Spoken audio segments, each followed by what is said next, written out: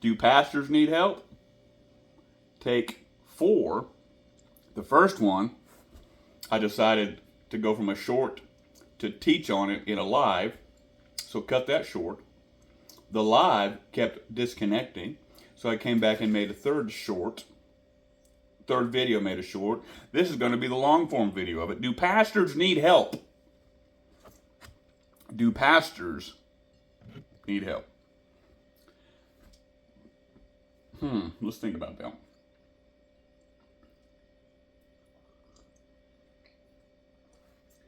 Do pastors need help? Okay, this is Chris Huffman, Faithful Man. This program, this channel, all the stuff we put together, the free stuff, the free guides, the free teaching and preaching, the paid aspect of what we do, the coaching programs, the paid for manuals, the one-on-one coaching, the group coaching, all of that was born out of my pain, initiated by my wife leaving me. And by God's grace, me not giving up. Years, right now 11 years. Becoming a man I like to see when I look in the mirror. Still standing for my marriage.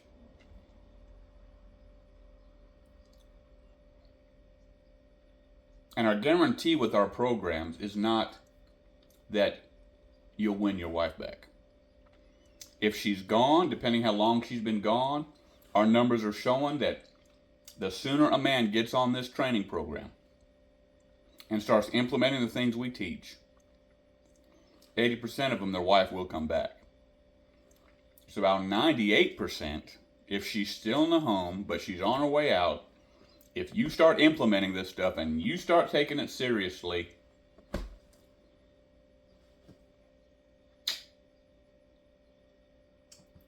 she'll come back. Now, we've created a bunch of stuff this week. We're working on technical issues and technical hiccups, but I think I still have a good link for a free guide that I'm going to put in the description below. Our coaching program link is messed up. Our 30-day field manual right now, the link is messed up. So hopefully we'll get those things fixed this week. But my target audience are failed Christian businessmen and ministers between the ages of 25 or 35 and 55. This stuff will help anybody, but that's who I'm targeting. So when I say, do pastors need help, I'm telling you absolutely yes. Pastors need help. As a group of people that I've ever been involved with, pastors are one of the most prideful, arrogant group of men. And if a woman is pastoring, that's unbiblical, but that woman is full of pride too. That's not across the board, but that's it. And as a whole, most of them are not walking with God. They don't have any real power. They're just going through the motions. They're collecting a check. They may be good men. They may be there to really try to help people. But most of them don't have any real power or unction. Some of them, I've been on it, they don't even have the ability to teach. They don't even have the talent to teach. God says if you want to preach and you want to be a pastor, He gives you the gift. And a lot of these guys don't even have the gift to teach or preach. Do pastors need help? Yeah. In a broad statement, the church, as we know it, ain't working. And pastors behind the pulpit ain't helping anybody. And most churches today are weak and pathetic. And we are not making an impact in the world at all. There's a few churches out there that are, but they're few and far between. And I'm not talking about this contemporary rock and roll, hipster, bling bling type of preacher behind the pulpit with the rock and roll music and all the dancing and all the theatrics and all the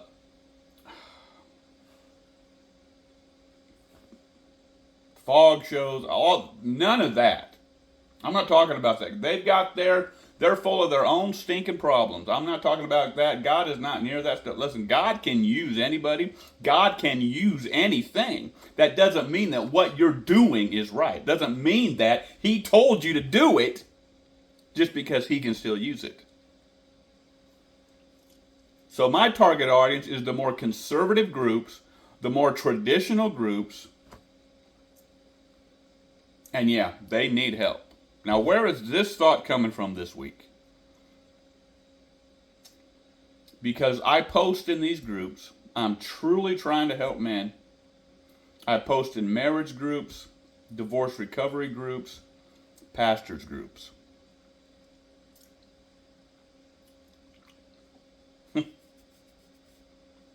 And a pastor in one of these pastors groups proved yet again that yes, pastors need help.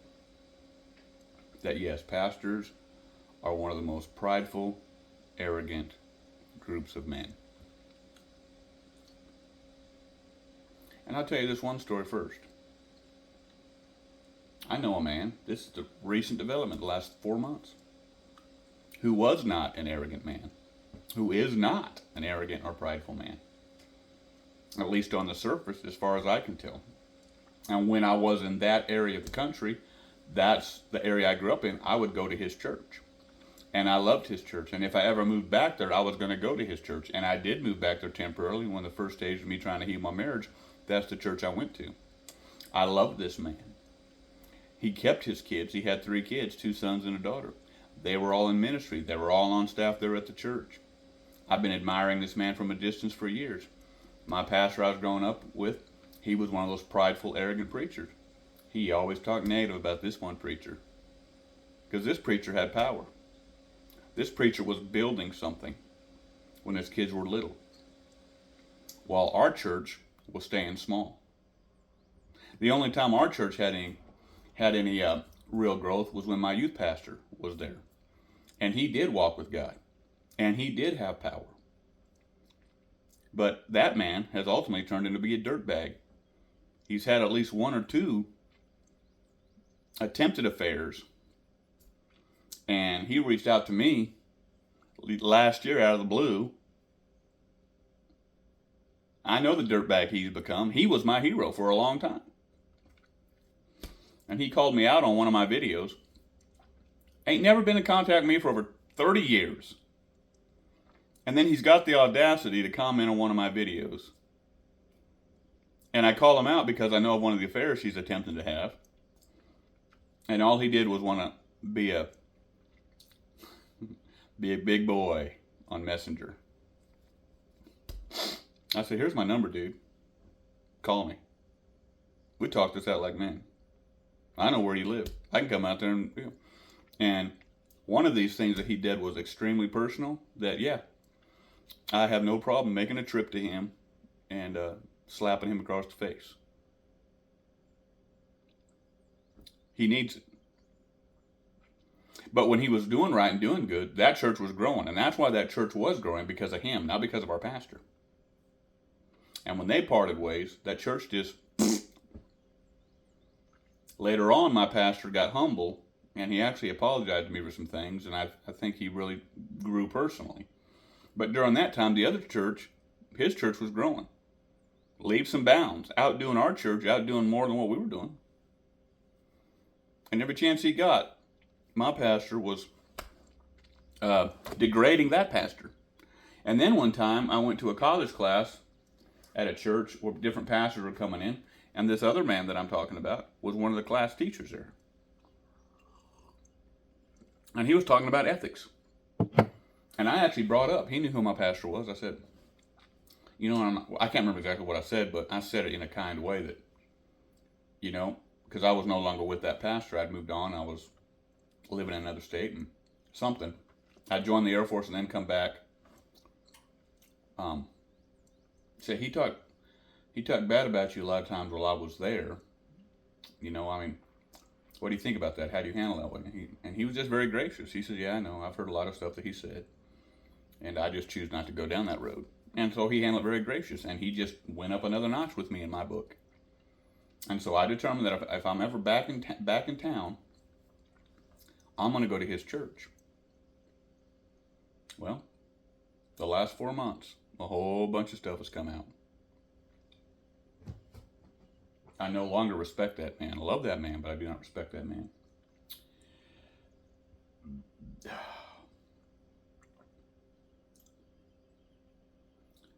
It's come out because I'm not a consistent member there. So this has been going on for years, and I've got a couple friends over there, and they don't gossip. They don't tell me about what's going on, and I don't try to. I'm not trying to figure that stuff out.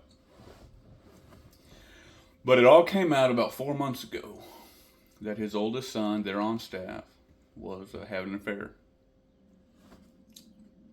with a woman in the church and having sex in different parts of the building with this woman. And I liked this man. I talked to this man. He was a lot younger than me, but I respected him. Having affairs at her house, having affairs at his house. For 11 years. The whole time he'd been married, he'd been doing this. And I guess about 4 years ago, it came out. Something had come out that he was going to Bible college and sleeping around. So he's had this problem for as long as anybody knows. And it was discovered about 4 years ago, and it was shoved under the rug. Not dealt with then. Now, about 4 months ago, it all came out about him and this woman again. His wife was going to reconcile. He apologized. He was going to make it right, but he ended up having an affair with another woman.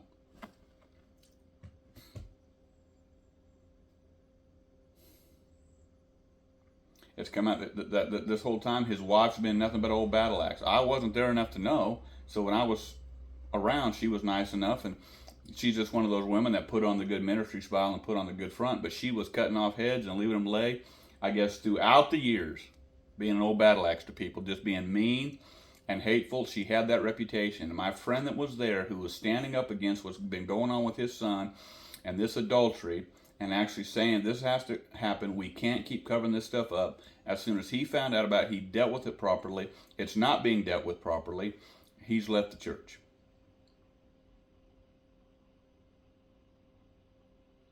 And the pastor asked him, well, because of my wife? And he said, well, yeah, it's your wife. I mean, she's hurt 2 of my kids. She keeps hurting everybody else. You're not dealing with this thing with your son properly. He said, I know, I can't handle my wife. Well, if he's known that all these years, he should have stepped down from the pulpit years ago, at least for a few months when it became an issue, to see if he could get that woman under control.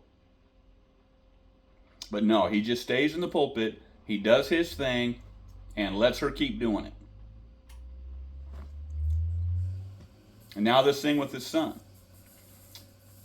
His wife attacked his second son's wife for whatever reason a lot of the time. And he actually got it on videotape of her having a volcanic eruption all over his wife, that they left the church and went to another ministry. As far as I know, that son is good and right. They just left because of mom.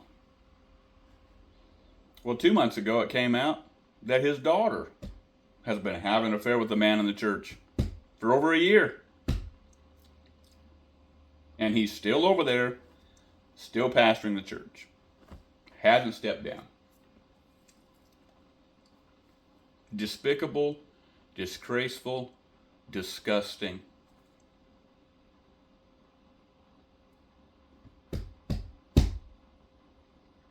So yeah, do pastors need help? Pastors need help. And so the reason this is being taught on today is because of one of these groups I post in is for pastors. And I've increased the Lord's really been giving me some good insights the last couple weeks. And I've been posting these writings for free, devotional, just putting them out there. And every once in a while, I'll put a link about one of our free guides if y'all need help. But really trying to be helpful and put this stuff up as God leads me.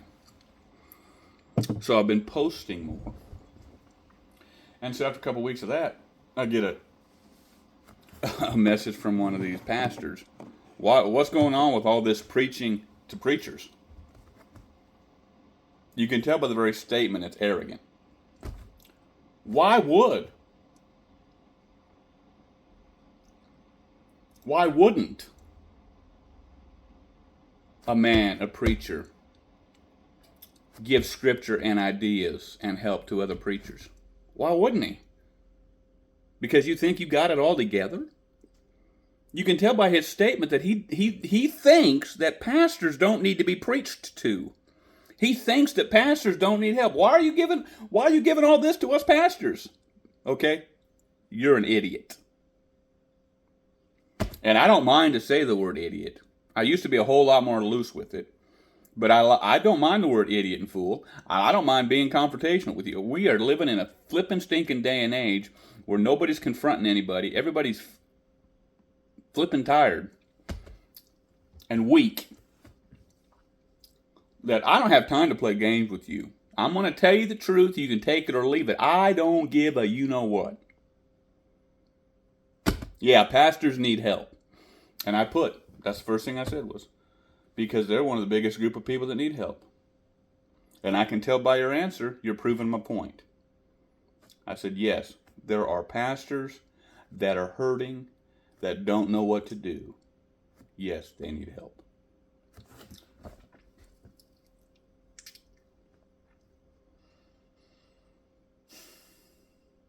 And it's not that the church is not working.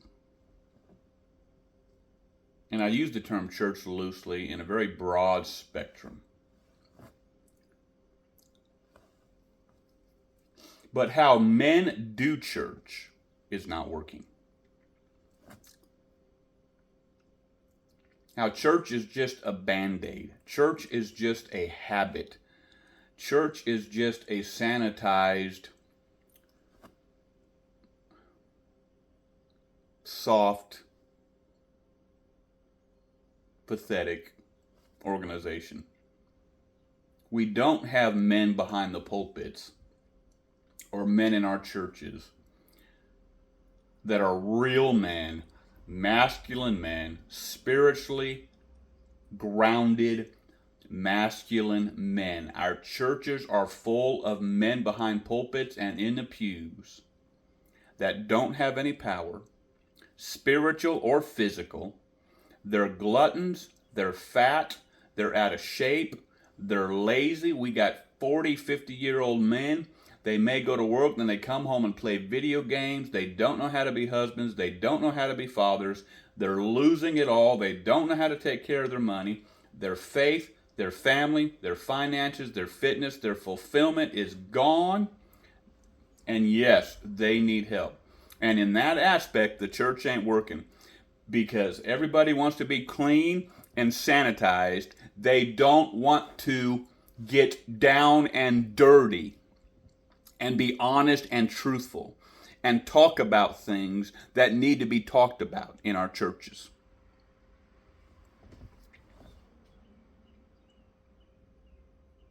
Take a real look at how Jesus dealt with things. Take a real look at how Peter and Paul and John the Baptist and Elijah and Elisha and Moses and Nehemiah dealt with things and people. And we are a disgusting picture of what we're supposed to be as men and as men behind pulpits.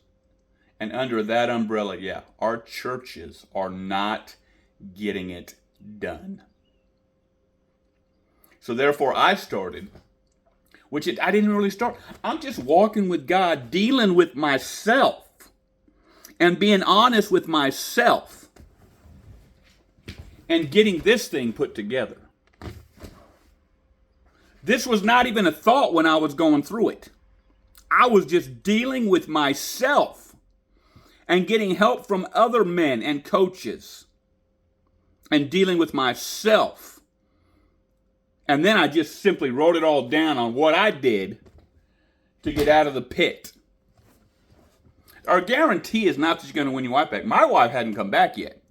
But if you get in the game soon enough, you can save your marriage. I've been at this thing for 11 years. Most men don't do anything. Man, most men give up in 2 weeks, definitely 2 months, definitely 2 years. Ain't trying to work on themselves, ain't trying to heal a marriage.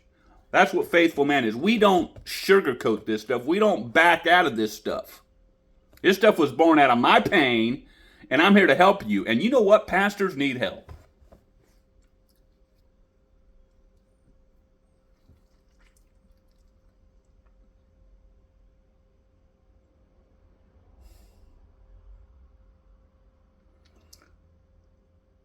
So the way I title it are three pillars, are three, better way of saying it, are three pegs of the stool. It's faithful man, coaching, church, and club. That's the vision.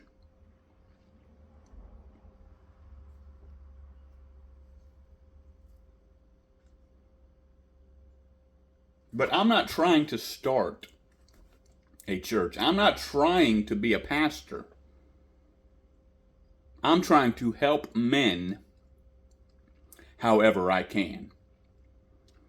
And if as a result of the coaching, the videos, the ebooks and the manuals, and the one-on-one coaching and different things we're putting out there, and trying to start a club and a subscription-based club where locally you can come to what the vision is for, like an Elks Club, where we've got pool and ping pong and some TV playing and pool and darts and some food and drink, non-alcohol, non-smoking, family atmosphere that you can pay to be a part of, or the paid subscription online where you get some level of coaching, you get newsletters and devotionals, subscription. But if all that turns into another building that we actually start congregating as a church